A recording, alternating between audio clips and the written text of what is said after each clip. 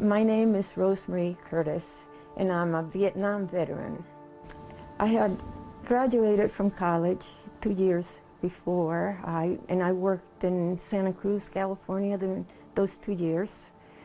And the Vietnam War was very active there, and a lot of people that I knew were joining the services, the different ones. I remember at the post office there was somebody interviewing people to join the Air Force, a recruiter, just the Air Force. And for some reason that I still don't know why, I wanted to join the Navy. I didn't know anybody in the Navy, but one of my doctors had a note on his door that he was going to Vietnam, so he closed his office. So I thought, well, I think I'm going to do that. And I was working at a Catholic hospital, small hospital there, and the nuns were very helpful, and they thought that that was a good idea if I wanted to do that. So they even took me to the airport when I left. Well, my mother was a little nervous about it, but other than that, nobody gave me a hard time or anything. That's what I wanted to do, and so I did, and that was 1963, and they sent me to Newport, Rhode Island to school for a couple of months. The 2 months that we spent getting ready in Newport helped a lot. It was like going to school and just studying what we were going to be doing in the Navy and so on. So, yeah.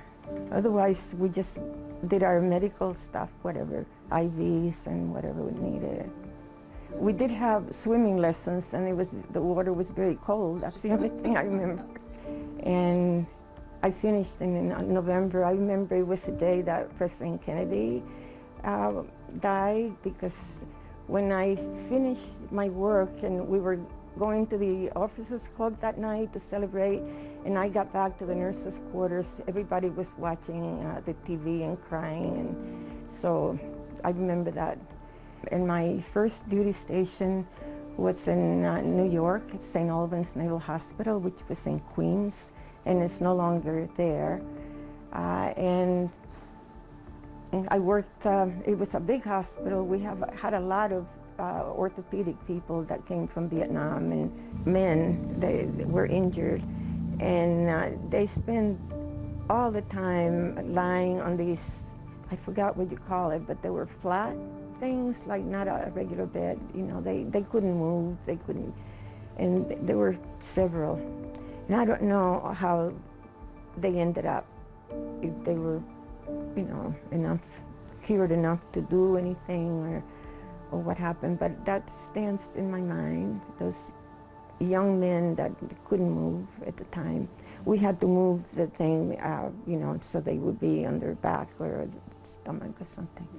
And then the other thing I still remember, when I was at St. Albans, there was a lady who was from Spain, and she was married, was expecting a baby, and when it came time for the baby to be born, her husband was on a ship somewhere, so he wasn't there, and she was screaming and yelling, and somebody knew that I spoke Spanish, so they called me, and I went over there, and I was able to help with that, and that was a good feeling.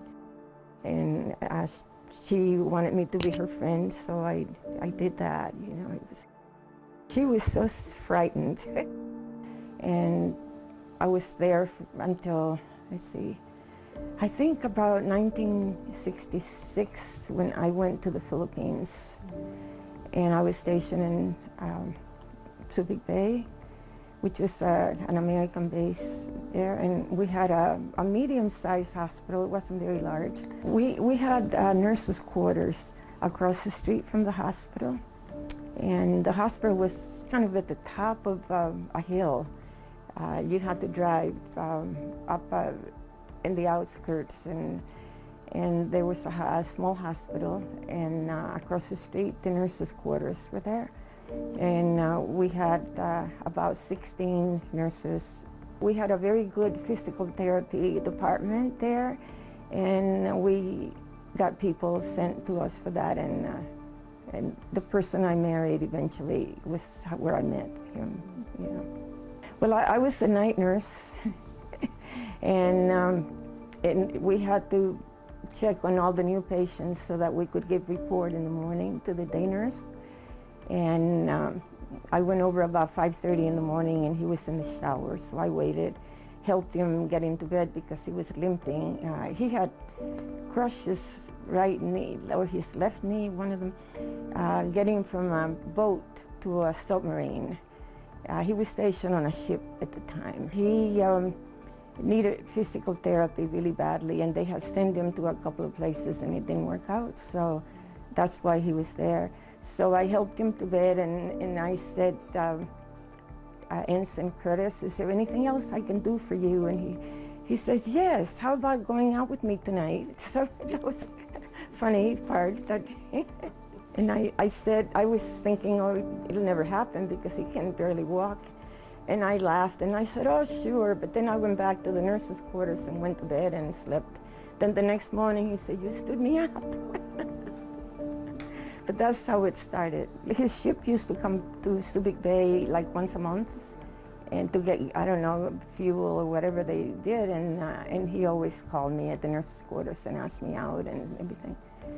And then when I left, a year and a half, I left, I met him at the end of it was like August, and I was leaving in November, so I left. I went to Newport, Rhode Island, to the hospital there, and he called me up one night and invited me to dinner in Boston. And I had to work the next day, so I said, I'm sorry, I have to go to work. And one of the nurses, I was standing there, she said, I'll work for you. You never know what can happen. So that was kind of nice, and it happened. You know, he eventually called me and asked me to be his wife. He actually called me from Japan to ask me to marry him, and I hadn't seen him in 7 months, and when we got married, I hadn't seen him in 10 months. So I was kind of nervous that, oh, he may take a look at me and think, you know, I even wrote his mother that, and she said, oh, you have cold feet. You know, he got out of the Navy, both of us did, in 1970, and the war ended in, what, 73 or 04 or something. He passed away almost 11 years ago, yeah. We were married when he passed away for 46 years, yeah. And then he passed away, and it was kind of unexpected that he was going to get sick after so many years, but he did, and yeah. Agent Orange is one that they said, yeah. Yeah, and he was from here. He was in the legislature, and he was an attorney in town.